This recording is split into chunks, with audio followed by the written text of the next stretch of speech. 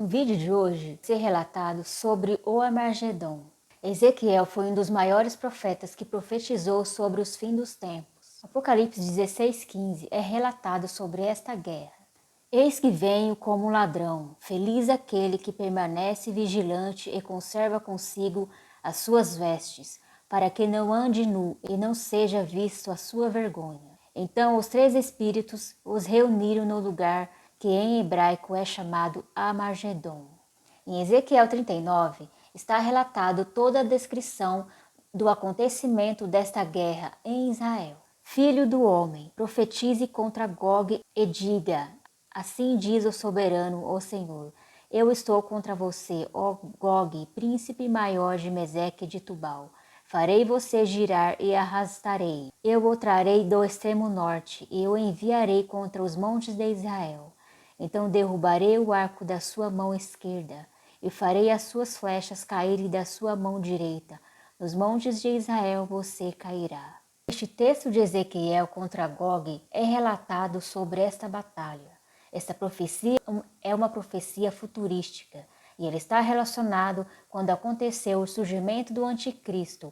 E é ele que se revoltará contra o povo judeu, invadindo Israel para se assentar no templo em Jerusalém, como se fosse Jesus Cristo. Em Apocalipse 6 é relatado sobre os selos, e o primeiro selo é relatado sobre um cavalo branco. Observei quando o cordeiro abriu o primeiro dos 7 selos. Então ouvi um dos seres viventes dizer, com voz de trovão, venha, olhei e diante de mim estava um cavalo branco. Seu cavaleiro empunhava um arco e foi-lhe dada uma coroa. E ele cavalgava como vencedor, determinado a vencer. Esta profecia de Apocalipse do primeiro selo é sobre este anticristo, um falso Messias que surgirá na terra, e ele dominará todas as nações e vai obrigar a todas as pessoas a adorar ele como Deus. E ele vai se revoltar contra o povo de Israel e invadir Jerusalém para ter acesso ao templo e estabelecer uma falsa restauração de Israel. Mas o povo judeu não vão crer que este também é o Messias. E vai se revoltar contra eles, causando então uma guerra.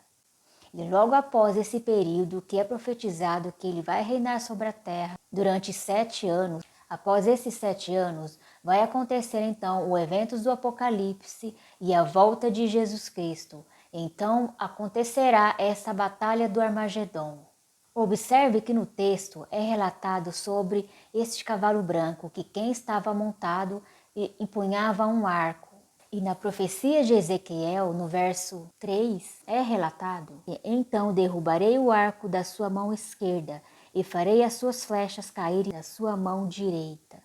Observe que também essa profecia de Ezequiel fala deste arco que será derrubado, confirmando então a profecia de Apocalipse sobre o anticristo e a abertura do primeiro selo. Em Apocalipse 19, é relatado sobre a profecia do cavaleiro no seu cavalo branco. Essa profecia está se referindo a Jesus Cristo, quando ele, após a ressurreição dos mortos e o julgamento dos cristãos nas regiões celestiais, Jesus Cristo vai voltar em seu cavalo branco, junto com seus escolhidos, que serão o seu exército. Eles voltarão junto com Jesus Cristo, montado todos em cavalos brancos, exatamente para esta batalha do Armagedon. E o texto revela: vi os céus abertos e diante de mim um cavalo branco, cujo cavaleiro se chama Fiel e Verdadeiro. Ele julga e guerreia com justiça. Seus olhos são como chamas de fogo, e em sua cabeça há muitas coroas, e um nome que só ele conhece, e ninguém mais. E no verso 17 é descrito: vi um anjo que estava em pé no sol e que clamava em alta voz, e todas as aves que voavam pelo meio do céu: venham, reúnam-se para o grande banquete de Deus, para comerem carne de reis, generais poderosos, carne de cavalos e seus cavaleiros, carne de todos, livres e escravos, pequenos e grandes. Então ouvi a besta e os reis da terra e os seus exércitos reunidos para guerrearem contra aquele que está montado no seu cavalo e contra o seu exército. Mas a besta foi presa e com ela o falso profeta que havia realizado sinais miraculosos em nome dela, com os quais ele havia enganado os que receberam a marca da besta e adoraram a sua imagem. A besta que é relatado na profecia é o falso Messias, que estará na terra junto com o falso profeta. O falso profeta, ele irá realizar milagres sobrenaturais em nome deste homem, enganando a todos, se passando por Cristo, e obrigará todas as pessoas a adorar ele como Deus e a obedecer e a colocar a sua marca. Todos serão obrigados a colocar esta marca, e quem se recusar será perseguido. E terminando este período, então Jesus Cristo arrebata a sua igreja e ele seleciona o seu exército, onde cumpre então essa profecia de Apocalipse 19:11. E a profecia de Ezequiel 39 descreve os acontecimentos desta batalha. O texto revela: nos montes de Israel você cairá, você e todas as suas tropas, e as nações que estiverem com você. Eu darei você como comida a todo tipo de ave que come carniça e aos animais do campo. Você cairá em campo aberto, pois eu falei, palavra do soberano o Senhor. Farei conhecido o meu santo nome no meio de Israel, o meu povo. Não mais deixarei que o meu nome seja profanado. E as nações saberão que eu, o Senhor, sou santo de Israel. Então aqueles que morarem nas cidades de Israel sairão e usarão armas como combustível e as queimarão, os escudos pequenos e grandes, os arcos e as flechas, os bastões de guerra e as lanças. Durante 7 anos eles as utilizarão como combustível. Não precisarão ajuntar lenha nos campos nem cortá-las nas florestas, porque eles usarão as armas como combustível. E despojarão aqueles que os despojaram e saquearão aqueles que os saquearam. Quando acontecer essa batalha, o anticristo e o seu exército, eles serão derrotados, e o povo de Israel serão protegidos por Deus. Mesmo o povo judeu não crendo em Jesus Cristo, neste dia eles serão salvos e poupados por Deus. Eles serão sobreviventes na terra, onde será estabelecido a restauração de Israel. E depois desta batalha, o povo judeu, eles voltarão para suas terras. E durante este acontecimento, o texto revela que eles usarão as armas dessa guerra durante 7 anos. Eles utilizarão o combustível e todos os equipamentos que foram utilizados nessa guerra. O texto continua revelando muitas coisas interessantes sobre esta guerra. E no verso 12, durante 7 meses, a nação de Israel os estará sepultando a fim de purificar a terra. Todo o povo da terra os sepultará, e o dia em que eu for glorificado será para eles um dia memorável. Jesus Cristo, após essa batalha, ele vai contratar coveiros que vão sepultar todas essas pessoas que participaram dessa guerra e não sobreviveram. Eles sepultarão durante 7 meses, para que a terra seja purificada. Jesus Cristo vai selecionar esses judeus para sepultar todas essas pessoas que não sobreviveram. E quando Jesus Cristo retornar, a lei de Moisés ela não será mais válida. E depois deste acontecimento é que será estabelecida a nova lei e a purificação para os judeus e tocarem em cadáver. A profecia continua revelando no verso 14 que depois dos 7 meses serão contratados homens para percorrerem a terra e sepultarem os que ainda restarem. E assim a terra será purificada.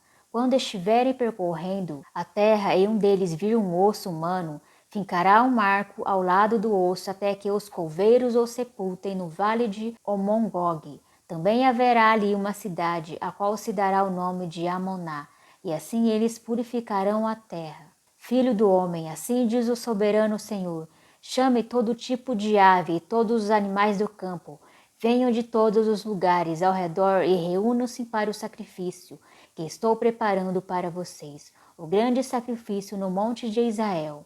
Ali vocês comerão e beberão sangue. Comerão a carne dos poderosos e beberão o sangue dos príncipes da terra, como se eles fossem carneiros, cordeiros, bodes e novilhos. Todos eles animais gordos de Bazã.